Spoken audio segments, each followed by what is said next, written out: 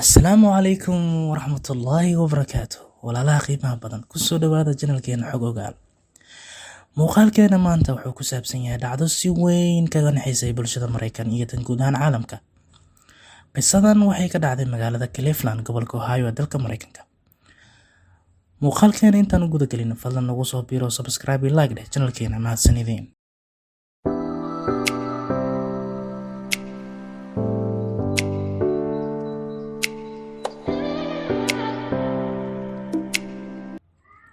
qisadan waxay ku saabsan tahay sheekada saddex gabdhood oo raq iyo ruuxdooda la baadigoobayay muddo ku siman 11 sannadood.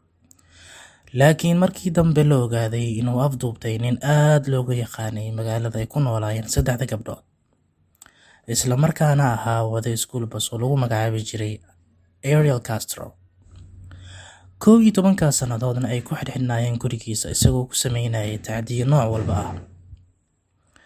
saddexda gabdhood waxaa lagu kala magacaabi jiray Michelle Knight, Amanda Berry iyo Georgina DeJesus. Inanta koowaad ee uu afduubtay Shaydan Castro waxaa lagu magacaabayay Michelle Knight, taasoo uu afduubtay 23 Agoosto 2002. kadib markii iyadoo ka tagtay guriga in adeerteed ay wadada kula kulantay Castro gaarigiisa Hilux-ka wata, kaas oo ku dhagray inuu horey u sii qaadayo. Gabadha labaad ee uu afduubtay waxaa lagu magacaabayay Amanda Berry. Amanda waxaa la waayay 21 Abriil 2003, maalin ka hor dhalashadii 17aad. Waxay ahayd ardayad dugsiga sare dhigata oo aad u firfircoon. Gabadha saddexaad oo afduubtay Ariel Castro waxaa lagu magacaabayay Georgina DeJesus. Gina waxaa la waayay 2 Abriil 2004. xilligaasi waxay ahayd 14 jir dhigata dugsiga dhexe. Castro wuxuu iskugu geeyay saddexda gabdhood hal qol oo ka mid ah gurigiisa. Wuxuu ku qasbay inay baco ku xaaji gutaan halkii ay suuli aadi lahaayeen. Wuxuu cunto siinayay 24 saacba hal jeer. 2 jeer oo kaliya ayuuna u ogolaa inay isbuucii meertaan ama qubaystaan. Michelle waxay booliiska u sheegtay in Castro uu 5 jeer ilmo uurkeeda galay ka soo riday, isagoo jirdil ku sameynaya calooshana kaga garaacayo biraha jimicsiga jiimka loo isticmaalo. Kadib dhowr sano oo tacdiyo kufsi ah, taariikhdu markii ay ahayd December 2006, waxaa gurigii Shaydan Castro ku umushay Amanda Berry oo ka mid ahayd saddexda gabdhood ee sanada u xareysan Castro. Amanda waxay umushay gabar sabab u noqon doonta ogaanshaha afduubkooda soo jiitamayay 11 sano. Kadib 11 sannadood oo afduub, kufsi iyo jirdil ah, ugu dambeyn 6 May 2013 waxaa dib u damqaday dhaawacyadii bogsooday ee ku yaalay qulubtii qoysaskii gabdhihii maqnaa. Waxay kala garan waayeen inay ooyaan iyo inay farxaan labadaba. Cleveland, where those 3 young women are marking this holiday free for the first time in a decade.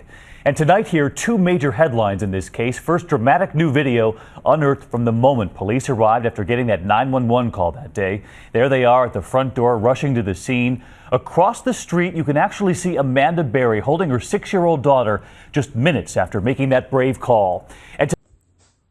Gabadhii yareed ee Amanda ayaa aragtay in aabaheed oo maanta albaabka kore oo furan uu ka tegay. Ilaa waa 7 jir aan weligeed banan arage. Waxay u sheegtay hooyadeed Amanda, taasoo u qaylisay deriska, iyadoo arrintuba ay la tahay riyo maalmeed. Amanda waxaa u soo gurmaday 2 nin oo lagu kala magacaabo Angel Cordero iyo Charles Ramsey, kuwaas oo jebiyay qaybta hoose ilinka guriga. Kadib markii la soo badbaadiyay, Amanda waxay garaacday nambarka booliiska. Ambulance. I'm the police. Okay, and what's going on there? I've been kidnapped and I've been missing for 10 years and I'm here. Kii ka falceliyay koolkii Amanda ayaa galay gurigii Castro, waxayna halkaas ka soo saareen labadii gabdhood ee kale, Michelle Knight iyo Georgina DeJesus. Dhanka kale, Castro waxaa la soo xiray isla maalintaas, waxaana lagu soo oogay dacwad ah 4 dacwadood oo afduub ah iyo 3 dacwadood oo kufsi ah. Ugu dambeynna waxaa lagu xukumay 1 sano oo xarig ah. geeridii Castro.